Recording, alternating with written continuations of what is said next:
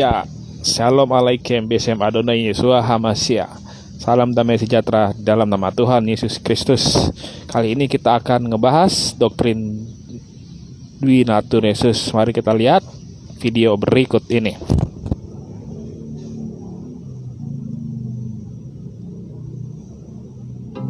Yesus Kristus sungguh-sungguh Allah dan sungguh-sungguh manusia. Ya, sehingga dalam kodratnya sebagai manusia, wajah Yesus Kristus dapat dilukiskan karena dia sungguh-sungguh manusia. Sebagai bukti juga bahwa dia pernah ada, dia pernah eksis, dia pernah masuk ke dalam dunia ini. Ya, itu sebuah bukti, ya. Hanya yang benar-benar manusia dan sungguh-sungguh manusia itu bisa dilukiskan. Ya. Junjungan Anda manusia atau bukan? Jika junjungan Anda adalah manusia, tentunya junjungan Anda ada lukisannya. Mana lukisannya? Oh, tetapi nggak ada. Kalau ada lukisan pasti disembah dan lain-lain, ya kan? Kalau ada lukisan pasti disembah. Pahlawan, ya, ada lukisannya nggak disembah tuh. Ya, presiden kita ada lukisannya nggak disembah tuh. Ya, itu bukan menjadi sebuah alasan sebagai pembenaran iman Anda. Jikalau junjungan adalah manusia, tentu ada lukisannya. A'udzu billahi minasy syaithanir rajim. Bismillahirrahmanirrahim. Bismillahirrahmanirrahim. Assalamualaikum warahmatullahi wabarakatuh. Alhamdulillahirabbil alamin. Assalatu wassalamu ala asyrafil anbiya'i wal mursalin wa ala alihi wa sahbihi rasulillahi ajma'in. Rabbi shrah li sadri wa yassir li amri wahlul 'uqdatam min lisani yafqahu qawli. Alhamdulillah, puji syukur kita ucapkan kehadirat Allah Subhanahu wa taala yang sampai hari ini Allah masih memberikan kesehatan kepada kita semua. Ini merupakan hari terakhir dalam Ramadan kita tahun ini 1447 Hijriah bertepatan dengan 20 Maret 2026. Semoga ibadah Ramadan kita tahun ini diterima oleh Allah Subhanahu wa taala dan mampu menggugurkan dosa-dosa kita yang telah lalu. Salawat dan salam kepada Nabi Allah Muhammad sallallahu alaihi wasallam. Allahumma shalli ala Muhammad wa ala alihi Muhammad. Uswatun hasanah buat kita semua, contoh suri tauladan hidup untuk seluruh umat manusia. Saudara, pada kesempatan kali ini kita akan coba memberikan satu tanggapan terhadap pernyataan apa yang disampaikan oleh RK tadi di awal video sudah kita saksikan. Setidaknya ada dua hal yang dapat kita tanggapi terhadap apa yang disampaikan oleh RK tersebut. Yang pertama berkaitan tentang konsep Dwi Natur yang ada di dalam iman Kristen. Kemudian yang kedua, dia memberikan satu pertanyaan berkaitan tentang gambar junjungan yang ada di agama umat Islam, ya. Meski dia tidak menyebutkan di situ nama agama Islamnya, namun kalau kita pandang dan kita pahami dari narasi ataupun dari penjelasan dia, jelas yang dia maksud adalah Islam, ya.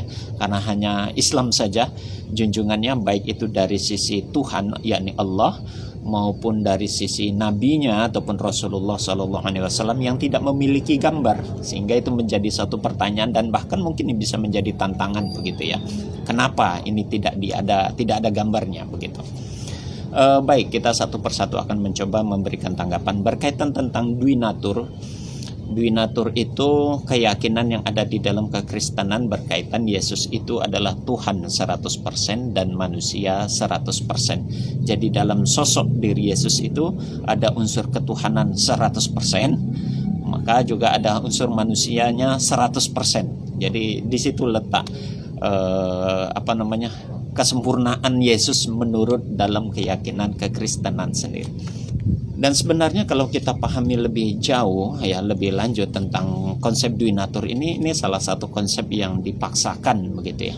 Kenapa saya katakan demikian? Karena kalau kita merujuk dan melihat dari beberapa ayat-ayat yang ada di Bible sendiri, tidak ada gambaran menunjukkan Yesus itu Tuhan 100% dan manusia 100%. Bahkan kalau kita mau sebutkan satu persatu, misalnya di dalam Bilangan 23 ayat 19, dengan jelas dikatakan di situ bahwasanya Allah itu bukan manusia, ya, atau Allah itu juga bukan anak manusia. Kemudian dalam Yohanes pasal 14 ayat 28 misalnya, Yesus tidak setara dengan Bapa, ya, itu tidak setara dengan Tuhan Bapa, dengan Allah itu sendiri. Kemudian di Markus pasal 13 ayat 32 misalnya, Yesus tidak tahu tentang kapan itu kiamat. Kalau memang dia Tuhan 100% dan manusia 100%, seharusnya dia tahu itu kapan terjadinya kiamat, begitu ya. Jadi Markus itu menyatakan, Markus pasal 13 ayat 32, Yesus tidak tahu kapan terjadinya kiamat. Padahal kalau memang dia itu sosoknya Tuhan, kan dia yang menciptakan kapan itu kiamat terjadi. Masa dia nggak tahu? Logikanya tuh begitu. Kemudian Yohanes pasal 5 ayat 30, di situ mengatakan Yesus tidak mampu berbuat apa-apa dan tidak berkehendak atas dirinya sendiri, ya. Dia berbuat itu ya sesuai dari kehendak Bapa Allah itu sendiri, gitulah. Ya, jadi sesuai dengan instruksi yang ada. Masa Tuhan di situ di dalam dirinya ada unsur ketuhanan, dia tidak mampu berbuat apa-apa dari dirinya? Ya, itu kan jadi suatu pertanyaan yang besar, begitu. Kemudian Matius pasal 26 ayat 39 misalnya. Di situ Yesus berdoa kepada Bapa. Kalau dia Tuhan 100%, lalu dia berdoa kepada Bapa, ya, yang ada pada dirinya. Ya, kan lucu. Tuhan berdoa kepada dirinya sendiri, gitu kan. Buat apa dia berdoa, gitu. Nah, kejanggalan-kejanggalan ini menunjukkan tidak adanya unsur dinatur.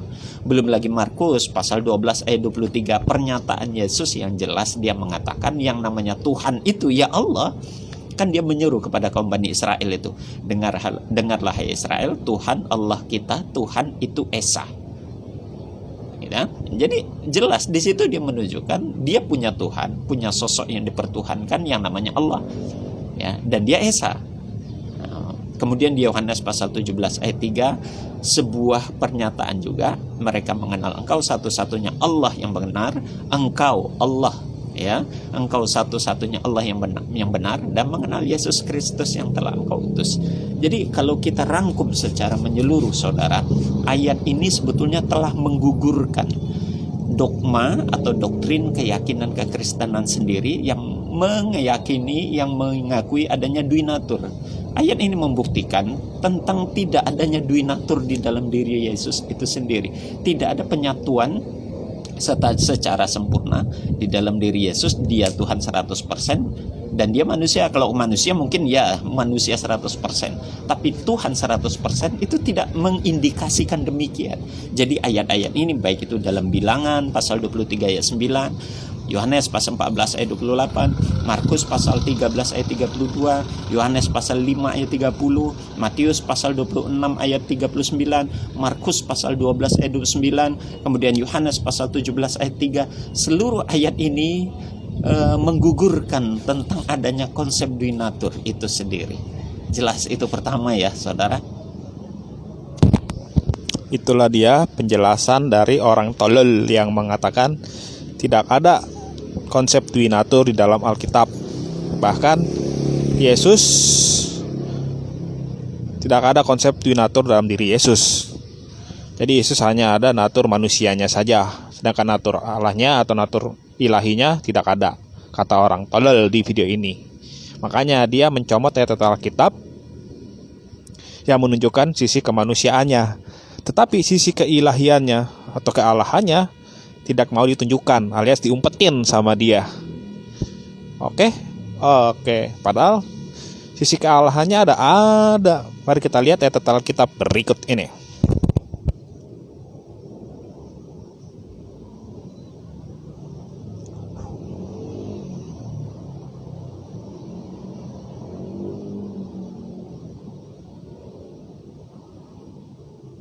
Di Yesaya 44 ayat 6, akulah yang terdahulu dan akulah yang terkemudian. Ini menunjukkan bahwa Yesus adalah Tuhan, 100% Tuhan, tidak hanya 100% manusia saja. Oke, di Yesaya 44 ayat 6 di perjanjian lama. Bagaimana dengan perjanjian baru? Wahyu 1 ayat 8, aku adalah Alfa dan Omega. Ini membuktikan bahwa Yesus adalah Tuhan dan Allah, karena dia adalah Alfa dan Omega.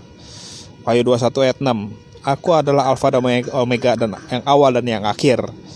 Ini juga menunjukkan bahwa Yesus adalah Allah dan Tuhan, karena dia adalah yang awal dan yang akhir. Wahyu 22 ayat 13, aku adalah Alfa dan Omega, yang pertama dan yang terkemudian, yang awal dan yang akhir.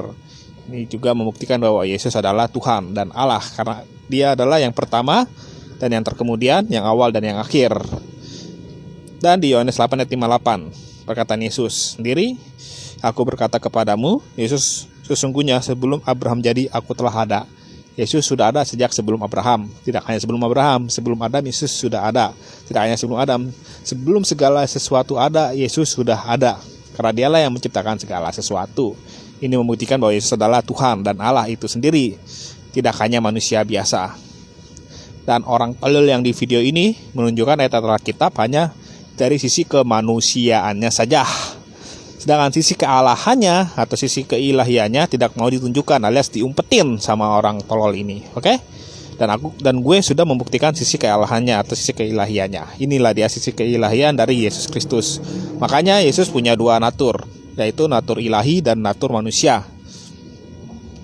Natur manusianya sudah ditunjukkan tadi sama orang tolol ini. Sedangkan natur ilahinya ini yang saya tunjukkan. Oke, itu saja jawaban dari gue untuk hari ini. Jika ada pertanyaan yang ingin ditanyakan, silakan tulis pertanyaan Anda di kolom komentar. Nanti kalau ada waktu, saya akan menjawab pertanyaan Anda. Shalom alaikum besem Adonai Yeshua HaMashiach. Salam damai sejahtera di dalam nama Tuhan Yesus Kristus.